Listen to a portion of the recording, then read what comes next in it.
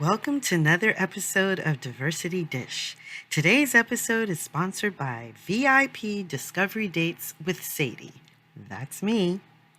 VIP Discovery Dates are a full day immersion into discovering what your untapped strengths are, how to use them in your business, how to use them in your anti-racist work so your efforts are more magnified, and mapping out how you're going to get to the big, brilliant goal you'll set while on our date. The brief information with a link to sign up is in the show notes. There are only 5 spots available, so make sure to hurry. Your brilliance will always make a difference. Welcome to Diversity Dish, where we're dishing on everything diversity, equity, inclusion, and justice related. My name is Sedruola Maruska, and we're bridging the gap between what needs to be said and what needs to be heard. Those individual experiences that are often ignored or simply dismissed. Sometimes I'm dining alone, sometimes I'm dining with friends, and sometimes I'm dining a la carte. No matter how I'm dining, it promises to be delicious. Let's dig in.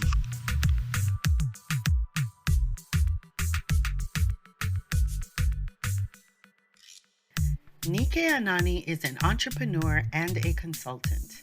Rated as a top 100 family business consultant globally, she helps her clients bridge the gap between the senior and younger generations. As a result, they communicate, collaborate, and collectively gain clarity to increase profit and productivity in their family businesses. With over a decade of family business expertise in Nigeria, Nike helps owners lead their family organizations to long-term impact and legacy. Her inside experience as a second-generation family business owner birthed a passion to help other families in building legacy enterprises that would outlive them. Nike is an accountant and a top-rated family business expert with a family business and wealth advisor qualification from Family Firm Institute. She is the co-founder of African Family Firms, a Pan-African association of family businesses, and the host of the Connected Generation podcast. Nike's clients choose to engage her not only because of her extensive professional training, but also because of her practical experience as both a business founder and a next gen. This allows her to uniquely empathize with both generations and act as a connector.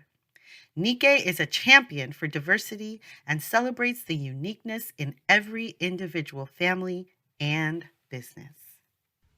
Hello, Nike. It is so good to meet you. How are you today? I am excellent. Thank you so much for having me, Sedruola. It's such a pleasure. I'm so excited. You are way on the other side of the world in Lagos. So thank you for taking the time to be on with me. This is very exciting. Very much so. The world is a global village, and I'm finding that in as much as there might be seeming differences between us as humans, we have more in common than we have different. And just connecting with people all over the world just gives you space to learn so much. It's really enriching. So I really am really excited about this opportunity for this conversation. You are so right. It is a global village, and the sooner we all learn that, the better it will be for everybody. Mm-hmm. So, before we get into all of the conversations that we're going to have, I would love for you to just tell me, what are you passionate about right now? Generational wealth, in 2 words, Ooh. through generational businesses. And why? Because poverty is a plague that we must exterminate from our world. I guess how and why I'm so passionate about generational wealth is like you said, I'm based in Lagos, Nigeria. I grew up here. At some point, I moved to the UK, but barring that, a lot of my upbringing was here in Lagos in Nigeria. And unfortunately, Nigeria is the poverty capital of the world. We have the most people living in absolute poverty. 86 million people live on less than $5 a day. Yeah. Wow. Yeah. That's incredible. And I think about that. I go, $5 a A day. day. Yeah. I mean, I don't even $5 a care. day. I don't even care how cheap things are, right? Even if things are really, really dirt cheap, $5 a day in 2021 21. is unfathomable. And you Wow. know why it's so striking is that usually numbers don't pierce. Numbers don't evoke an emotion within us. Usually it's stories or people, Yeah. faces that do.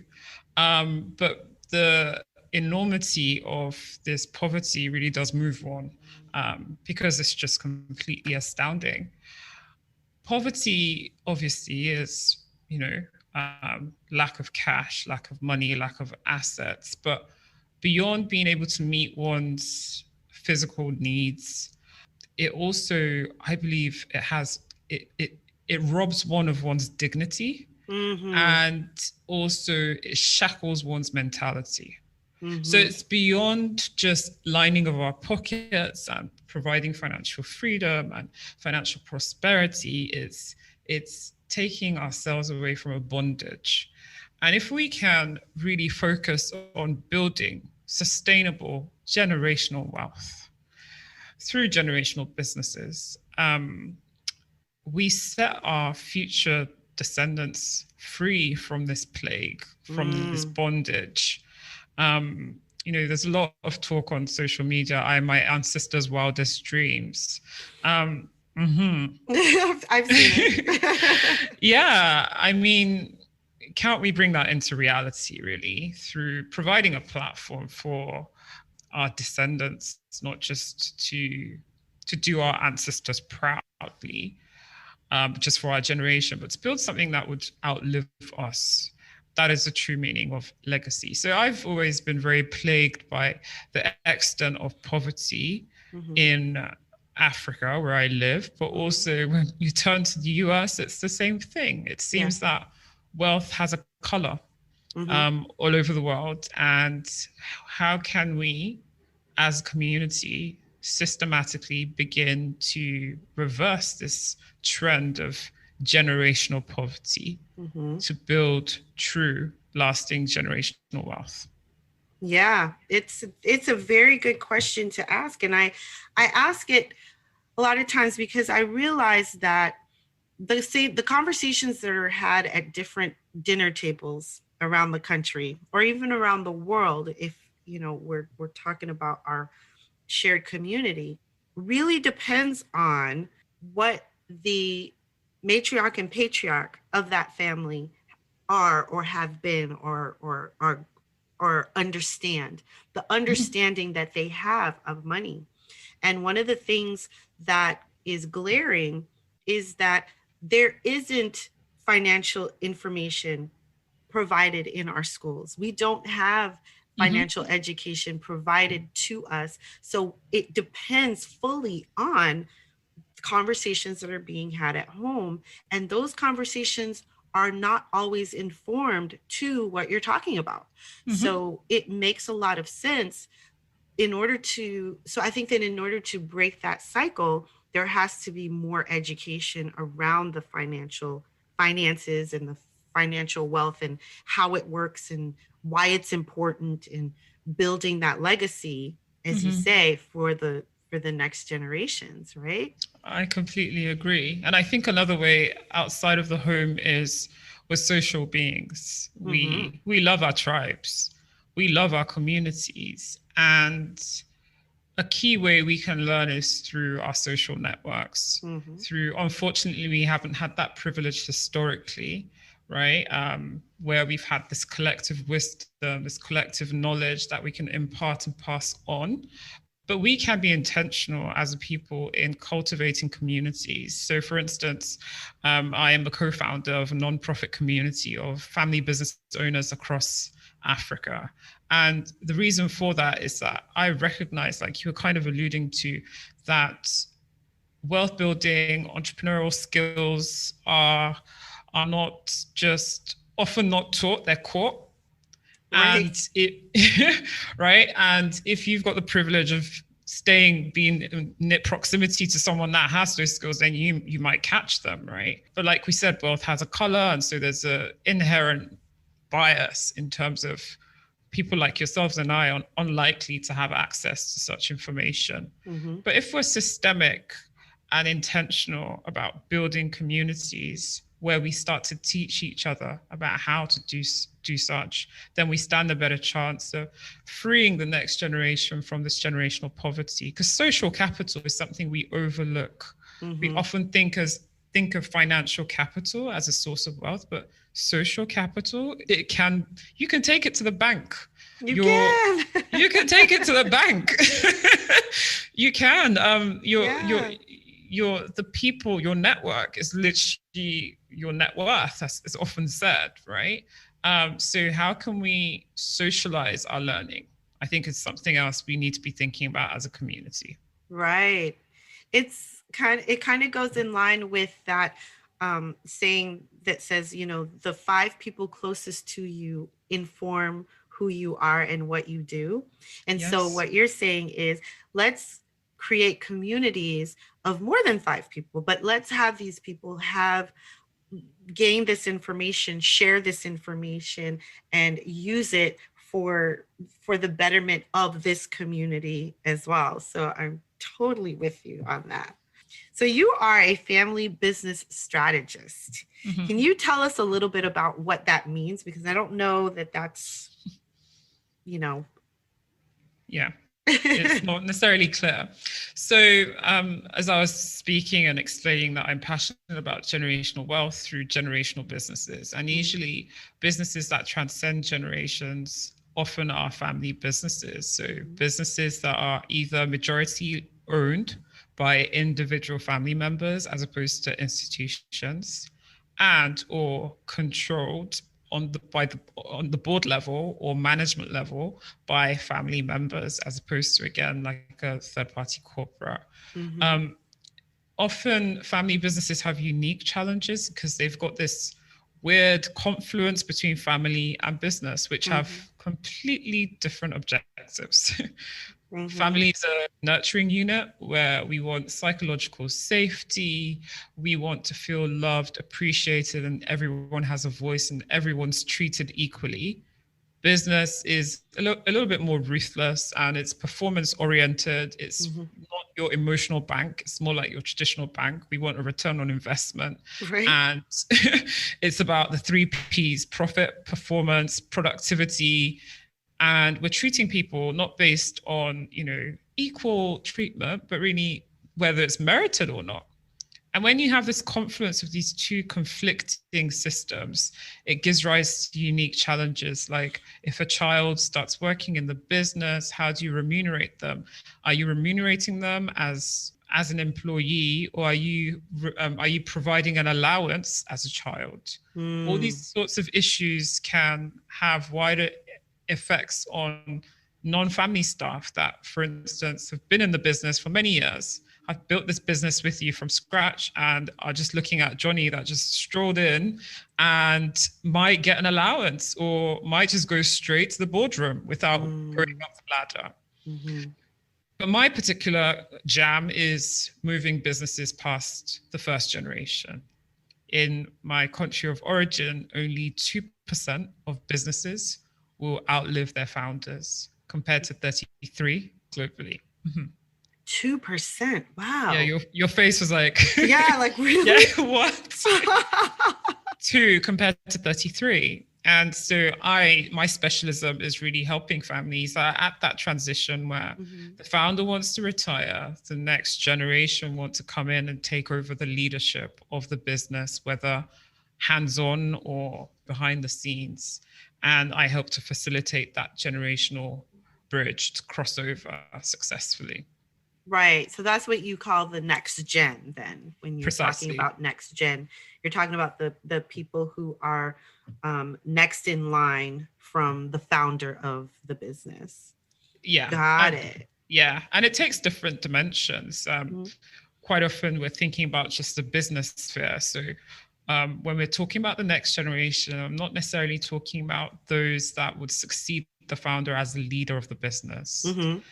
that might not necessarily be a family member. That could be a non-family staff. That would be the president or CEO. Mm-hmm. But when we're talking about the next gen, we're actually talking about the next generation of family members, because they're the next generation of owners of the business, Mm-hmm.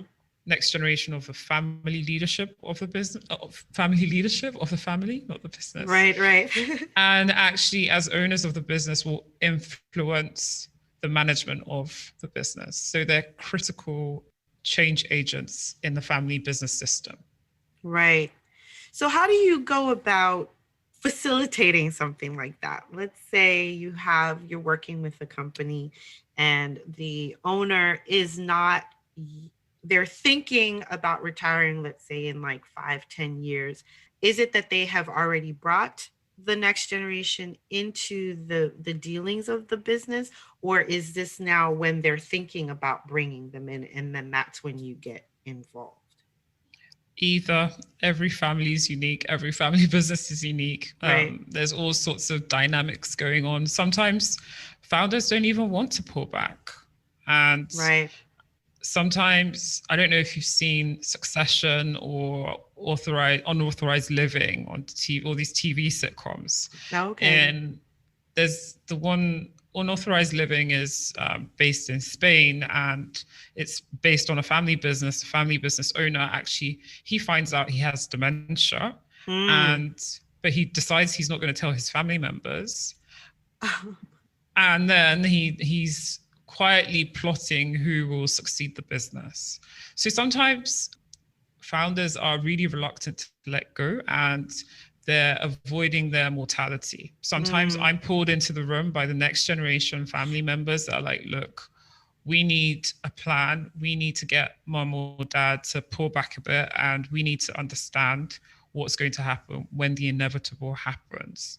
Right. And facilitate a connection and build this bridge, because there's this huge communication gap between us and mum and dad. And can we start to gain clarity on what's the way forward? Yeah. Right. Yeah, it's really interesting. So what percentage of people are the next gen that bring you in, or the founders that bring you in? Like, what's the percentage breakdown? 80 next gen, 20 founders. Oh, interesting. Okay.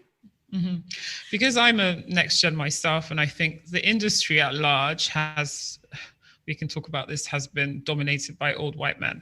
The family business advisory industry. And I think for the first time, the next generation feel represented by someone that looks like them, understands them, and is speaking in their language. Whilst diversity is very important, I do believe, but there's also affinity is very important. Representation is very important. Absolutely. There's certain matters that I will not disclose to someone because I feel they just don't get it. Whether they will or they won't is another matter, but it's about affinity. It's about feeling a connection. It's about feeling an assumption that the person will be empathetic. Therefore, a lot of the next generation have felt overlooked, have felt ignored by the advisors that serve the business owners or leadership coaches and things like that.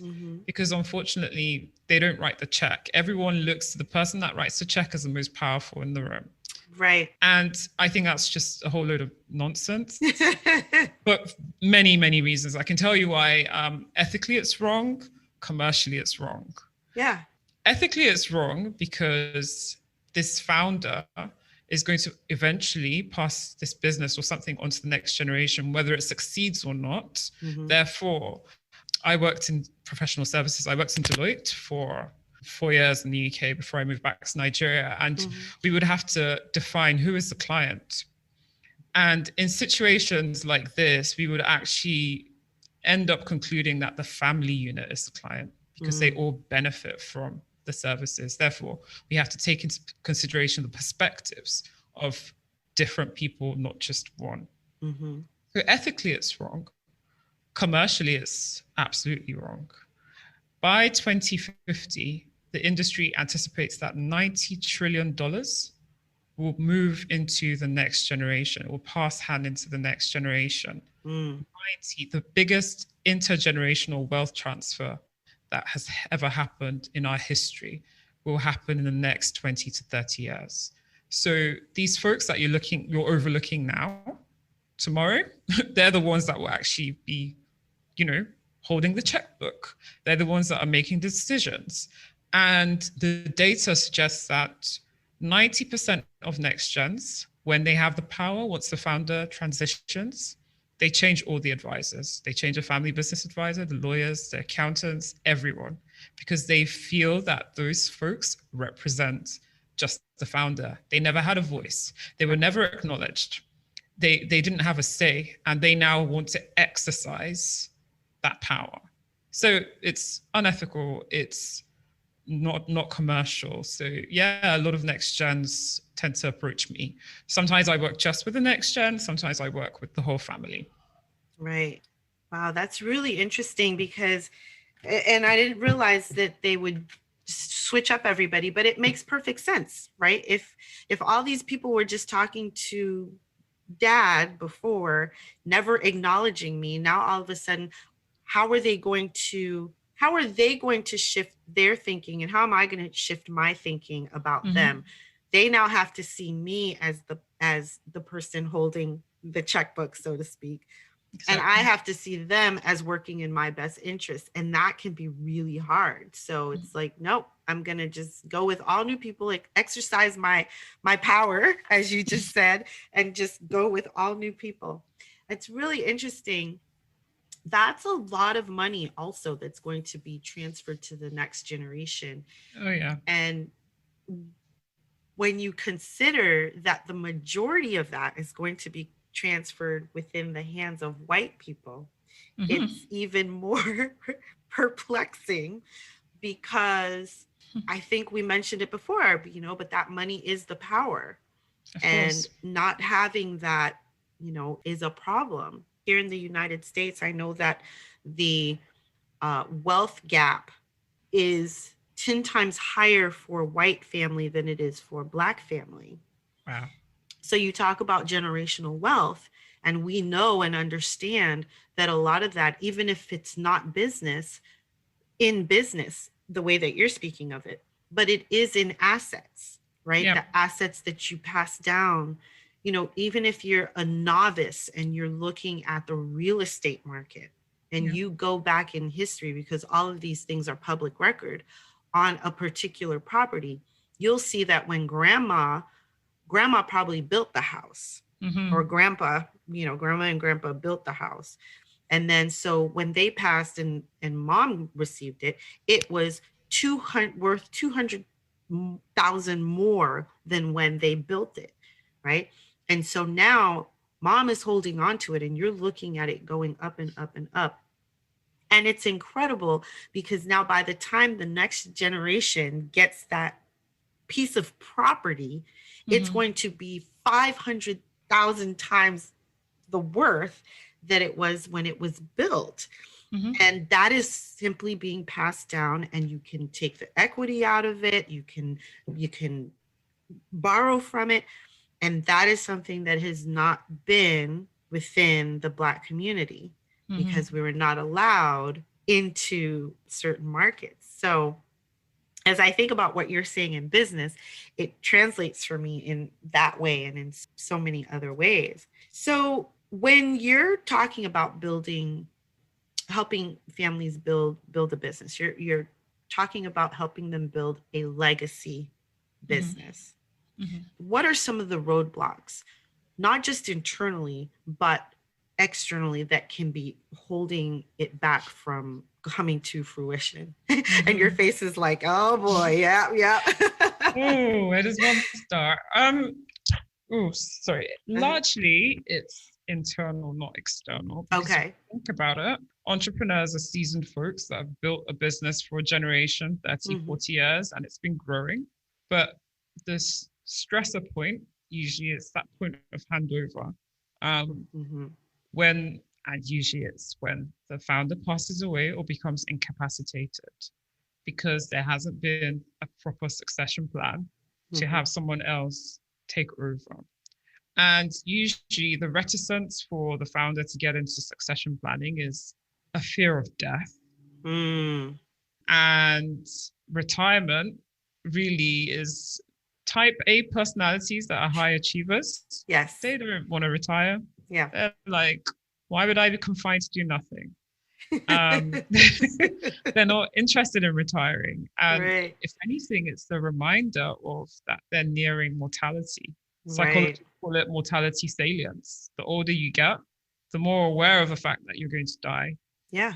And type A high achieving personalities, as they're easing into their 60s, their 70s, they want to come into a place of significance. They want to achieve, they want to leave a meaningful legacy. They might have very high ambitions, and the business might not be where they want it to be from everybody else's perspective. They're doing really well, but they have bigger goals to hit, and it's Right. not quite time yet to let go Right. and let someone else under the rope. The challenge is that leadership takes practice. Mm-hmm. Being a visionary takes practice. Understanding the genius of the founder. Usually their genius is locked up in their head and their heart. Right. It's all very intuitive. They're not able to come to a place where they can explain, they're not necessarily taking data driven decisions. Mm-hmm. They might be surrounded by a lot of helpers as opposed to co-builders. And this founder centricity makes it really difficult for anyone, whether it's a child or a non-family staff, to be able to take over because they really don't know what it is Jimmy or Jill would have done. Right. Talk less to then decide, well, I want to do it differently. Right. I liken it to, a stage show. It's like the founder is the main actor on the stage, singing, dancing, acting. Yeah. And everybody else is backstage doing the helping, dressing the actors, doing the lighting. And then the guy that's doing the lights has this deep fear that one day the director might just say, come on stage, you're acting now. That's the kind of anxiety that next gens tend to have because they feel they've never had that opportunity to practice their leadership. Yeah. They've never had that opportunity to rehearse. Mm-hmm. Do you think it could be cultural as well? Could it be a culture? 100%. Culture worsens that dynamic. Yeah. So in Nigeria, and I don't like to, just paint with one brush because Sure. Africa is very, very diverse. Nigeria is Yes. very diverse. We have 200 million people, 250 ethnic groups alone in just one of 54 countries. But we do have a lot of elder dominance. Yes. So there's a premium on titles, on hierarchy, on age. So young people are not to question older people.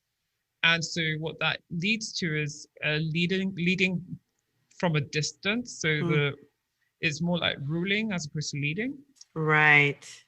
And so even where you've got next gens that are trying to have a greater voice, trying to learn, trying to ask questions, they may be deemed as rude, as questioning authority, and it can create tensions. A lot of next gens are like myself. I was in the UK for 16 years. They schooled in the US and Canada and the UK. So they're bicultural. Right. They're not just African, they're also Western. They have this sense of they're seeking to be individualist, but also they do understand we're collectivist at the same time. Yeah. So they're straddling cultures and their mindset's very different from their parents. This can create a huge issue with regards to the letting go process. Yeah, I can completely relate. I'm bicultural as well. My parents are from Haiti, so I grew up in a Haitian culture. And also I was born here in the United States. And I can always see those places. We have a very, very distinct place where we can walk that line because we can understand both ways of thinking. We just have to kind of decide which we're going to use to move forward with. And so I can totally see how that would be a thing. When you say, the youth do not question the adults, it's like, oh, I remember So well. Right? So it's very Yeah, interesting. So yeah, I figured it would be, and that's why I asked the question because I'm thinking, I feel like it would be also cultural, cultural, that there would be that extra block there because for of the sure. way that, that the thinking works. It's Yeah. Another thing that culture affects is we Africans, we don't like to talk about death. In fact, right, it's taboo, and you don't talk about death until it happens, and you right. celebrate the life of the person that's transitioned. If you're talking about death before it happens, it's that you're inviting You're it upon calling it. yourself. You're calling it forth. So how in the world does a next generation member have a conversation with their father or their mother about transition, succession planning? Ultimately, we're talking about when you go away, Yes, yes, yes. right? So it's that's a challenge as well. How do you bring Right. it up? How do you talking about money is already taboo. It's a universal taboo. A lot of the next generation find it very difficult to bring it up. Like, he's been running this business, she's been running this business. What is it worth? What are the assets? What are the liabilities? How much would we earn? Basic questions that you need to gain an understanding of to know what it is you're going to Right. take over. Hmm. But there's this huge stumbling block where you can't have conversations. That's a huge challenge as well. So from where I'm sitting, it sounds like your job is pretty challenging. So I would like to My know, job is to facilitate conversation. yeah, It's so how simple. do you facilitate those conversations? Like, how do you bring the parties to the table and get them to stay at the table to have this conversation? Mhm. Firstly, is to get each party to understand each other. That's foundational. Hmm. Empathy is critical. The perspective, the lens through which we see life is our reality. So Hmm.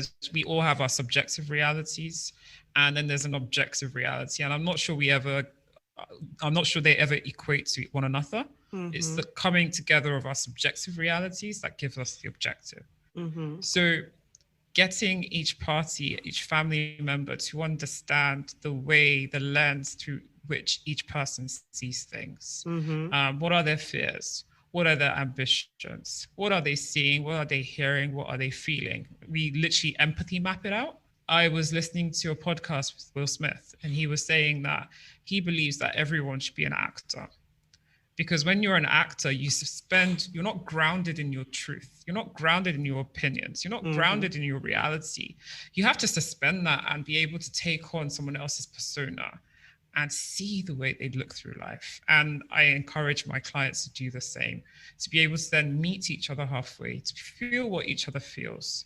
That's half of the journey, Hmm. because a lot of the what causes conflict is fear, shame, and anxiety. It's Even though it's perceived from the other party as coming from a place of supposed privilege or imposing one's power and authority over one, or entitlement and what have you, it's usually fear, shame, and anxiety. Hmm. And you don't deal with heavy emotion through poking your fingers or shouting. You deal Right. with it through building psychological safety, leaning in, Hmm. and having conversation. So Hmm. that's the process through which I do it. Literally, we foster psychological safety, we understand one another's perspectives, and then most importantly, we develop a shared purpose. Simon Sinek's start with why compels us to Mm. always start with what's the compelling, why are we doing all of this thing for? Like, why are Yes, we running around? Because quite frankly, Nika can go left, set up her own tech company. that's right. Mumbi can go why, go work in a 9 to 5. Why are we going through all that we're going through, right? Hmm. Because it's not an easy process. It's hard work. It's character building. That's I've what been I, through it. that's It's what I was, character building. yes, It's not easy, right? yeah, There are other easier ways of making money, right? yeah. But they'll be unigenerational and they won't make the same level of impact.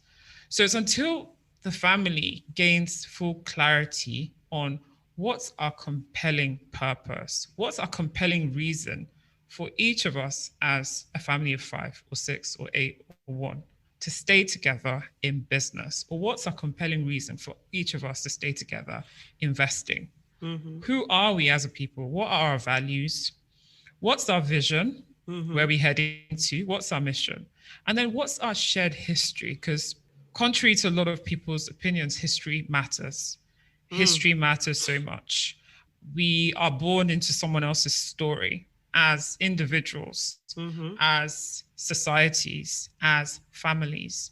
And it's important to understand that person's stories.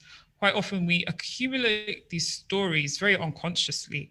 Trauma Mm-hmm. reverberates even in ourselves for Mm-hmm. 14 generations.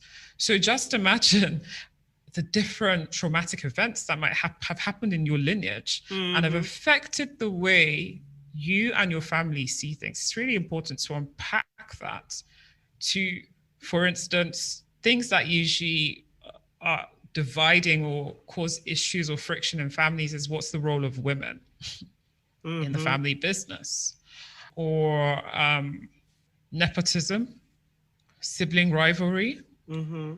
Often, when you look at sibling rivalry, what's usually happening is there's a perceived child that's more loved than the other, Right. Right. right?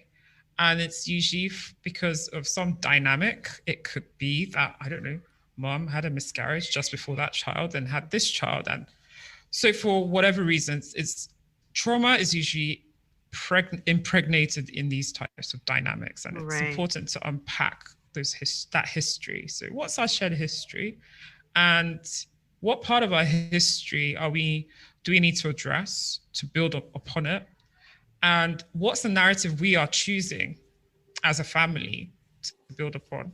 Because there's a subjective narrative and there's an objective narrative once Right. again, right? Mm-hmm. Like I often say that when I'm asked about gender on the African continent, I'm like, it's a complicated subject. Yeah. We have the highest rate of female entrepreneurship in the world. 60% of businesses are owned by women here. We have, from my opinion, we have a lot of matriarchal lineages. Women were actually extremely empowered economically, politically, financially, pre-colonialism. But the Mm-hmm. narrative that's been said about the African woman is contrary to that. Mm-hmm. And right now, having known this information as young women, we have an opportunity to choose a narrative that empowers and serves us. And I think Mm-hmm. it's the same thing with families. So we Mm-hmm. unpack it. What is the narrative that's been said? What's the truth? And what Mm-hmm. are we choosing to build upon on that Right. legacy? Yeah. Mm-hmm. Wow, you said a whole lot of there. I mean, a whole lot of truth A whole there, lot. sister. Oh my goodness.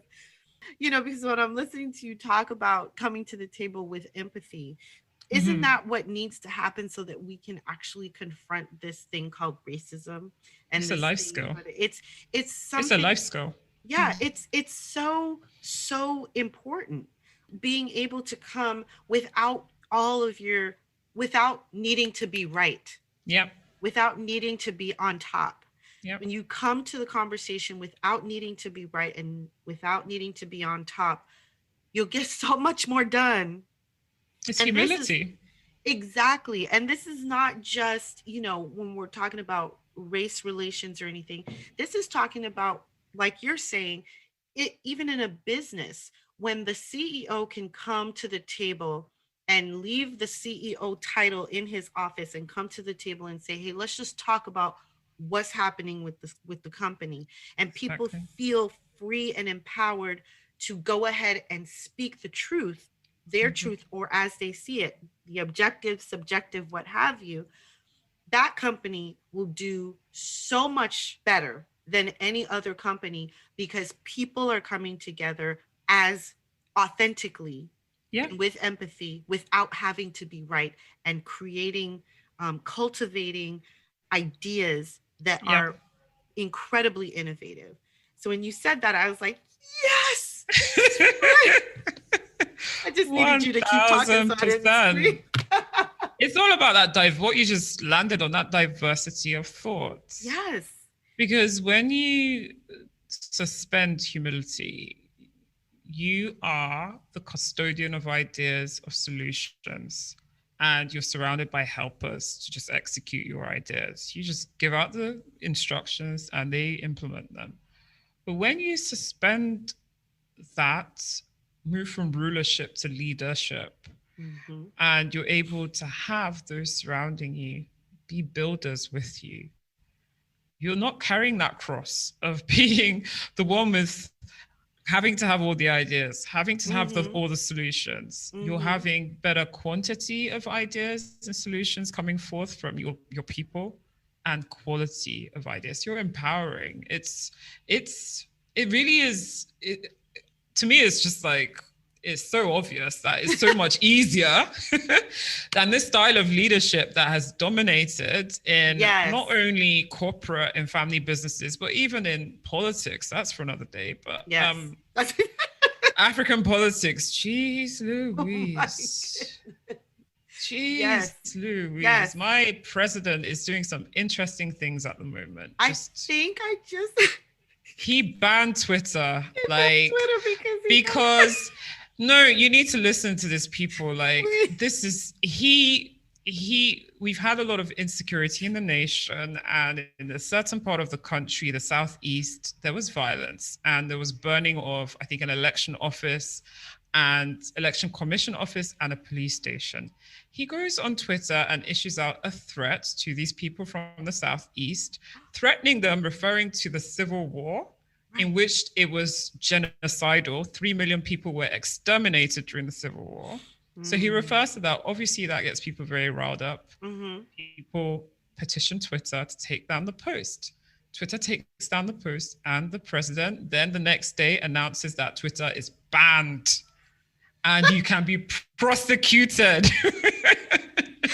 Prosecuted for being on Twitter. And then the next day it was, if you have VPN, if you're caught using VPN, because they actually implemented it with speed. So the telephone networks took down, you couldn't get on Twitter with your normal data. You had to download VPN. And the next day it was threats. If you're using VPN, you can be prosecuted. Guys, this is an example of how not to lead by position. Don't lead. Lead near. You have to get near to those that you're leading.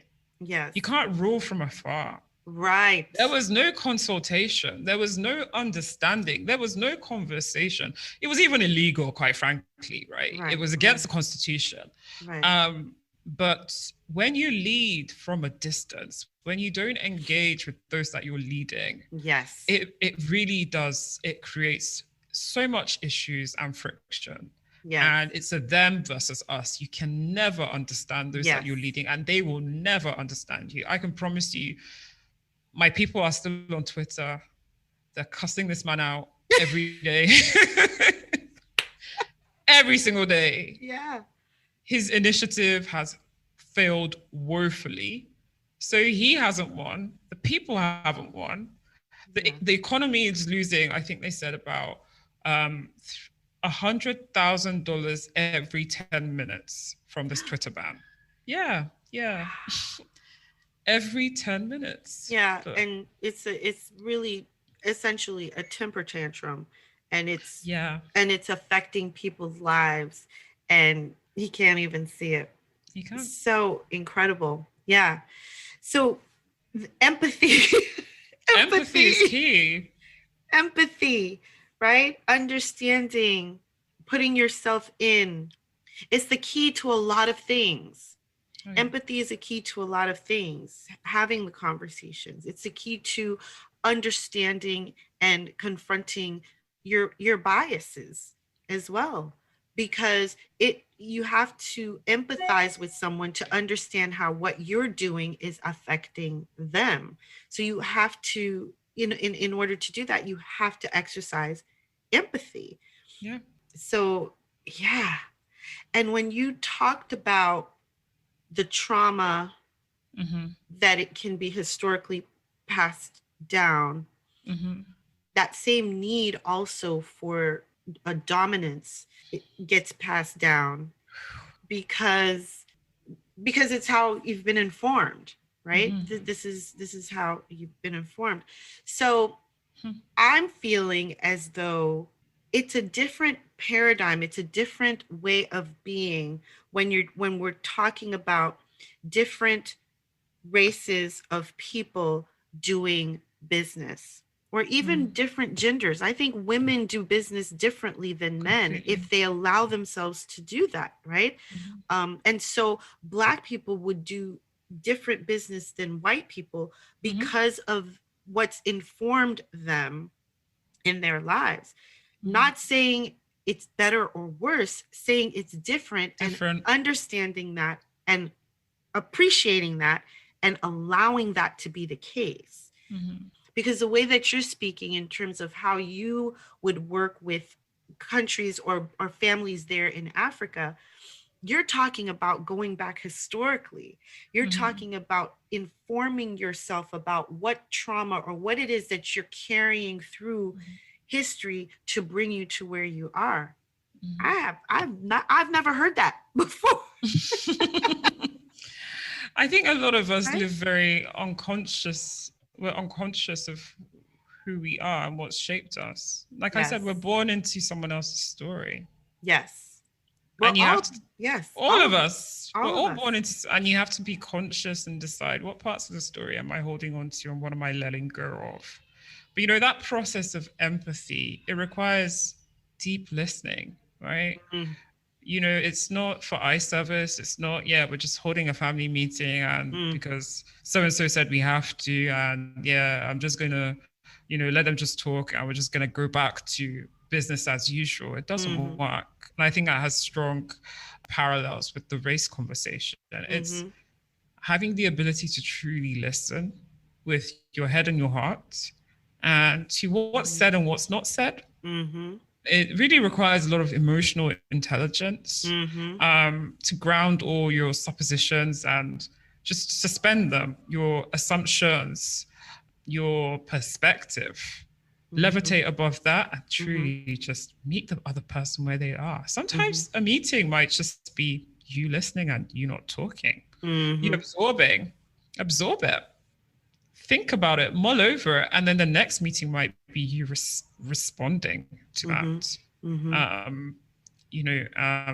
So I think it's a life skill. Like I said, it's not just for family businesses. It's a skill for parenting. It's a skill for your, even in a corporate setting, working with whoever, and even as a business owner, like getting into the habit of developing an empathy map for your customers, for your suppliers, for your regulators. Really, I think at the heart of it is we just want our humanity recognized.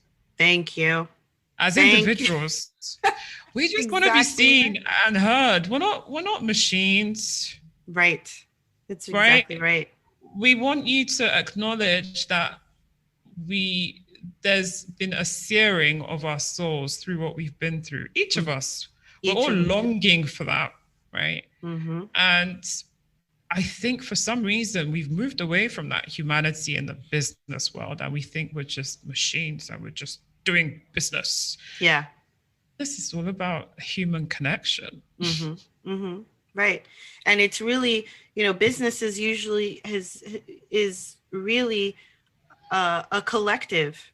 It's a collection of minds and people coming together to create something and to continue to build that something. And so when you forget that there's a human element to it, then everything goes to pot. Yeah. It just doesn't work out so well. For sure. Right. I love what you're doing. So you say that you're moving. I'm moving, yeah. Are you moving permanently or are you moving? Yes. Yes, I am. I'm moving permanently to the US. Wow. Okay. And do you expect that you will continue? This is what you're going to continue to do with US businesses, or are you going to continue to do it with businesses in Lagos? Can you? I'm a multi-passionate person and I'm globally minded. Yeah. In this age, I can serve whoever as long as I have a Wi-Fi connection and we have Right. a human connection. Right. So yeah, I plan on carrying on this work. It's my life mission. It's Yeah. my life story, family business, and it's my joy to help folks build generational businesses and generational wealth. Yeah. And what is your family business? And you are part of your family business? Well, I'm transitioning because of the move. I'm moving Mhm. away from being a leader to being just an owner. Okay. Our business is in construction, real estate development, and engineering. Okay. Nice. Wow. It's so I love hearing that. I love hearing that you're going to stay connected even though you're moving away, but it's still part of the family. It's part of the family legacy. Yeah. And you're part of that. And so that's fantastic. I really want to see more generational wealth go through family lines, Black family lines, because it's the best way to build a society where people can be equally viable, so to Mm-hmm. speak. If the median household is 17,000 and the other is 170,000, that doesn't build a good, happy, equitable society. Mm-hmm. Right? So it's so important. What have I not asked you about what you do that you would like to answer? Because I can't, I don't know all the answers, but all the questions to ask. I think you've asked all the questions. I mean, if we go into other topics, I think we'll be here for another hour. But I think Okay. empathy is the key. I think that's the key takeaway is empathy as you're building a business. Mm-hmm. Yeah. Thank you. So you have a podcast. Let's I do. talk a little bit about your Yes. podcast for just a moment. It's called The Connected Generation, right? Yes. And what do you talk about mostly? What is the gist of your podcast? So legacy businesses, legacy wealth. Yeah. And that can even start from personal leadership. So how do I become the best version of myself to be able to build a legacy business and a legacy wealth? Yes. To wealth planning, to your traditional leadership, to succession planning, family governance, to talking to other family business owners, going global, anything really to do with building a legacy business and legacy wealth. So yes, we have a lot of fun on the podcast. Awesome. Well, I will put the link to your podcast in the show notes so that everyone can go there and listen to what you have to share. My final question, which I ask everyone who comes through Diversity Dish, is what is your favorite dish? Ooh. For me, it's jollof rice, plantain, and chicken. I'm a Niger girl. I can't hide it. Yes, I knew you were going to say jollof rice. I'm a Niger girl. You're a Niger girl. That's right. I love, to be honest, there are many foods I love. Yes. Yeah, many. Fried rice as well, Nigerian style. Yes. I love Thai food as well. Yes. Absolutely love Thai food. I love food. That works. I have had Ghanaian jollof. I knew it. No, we're not doing this. You were gonna say that. We're not doing this. We're not doing this. One of my best friends from college was from Ghana, and she would make us Ghanaian jollof. So, but I've listened to different Niger women such as yourself, and they say, "Oh, jollof, Niger jollof is the best." So now I have to go find me some Niger jollof and see, Which city are you based in? I'll find for you. Don't worry. I'll find. Don't worry. My people are everywhere. Yes, which is a beautiful thing. It's a beautiful thing. Yeah. I will send you that information so that I can find a place to, and then I'll tell you what I think of the Niger Jollof, which I'm sure I'm gonna Awesome. love.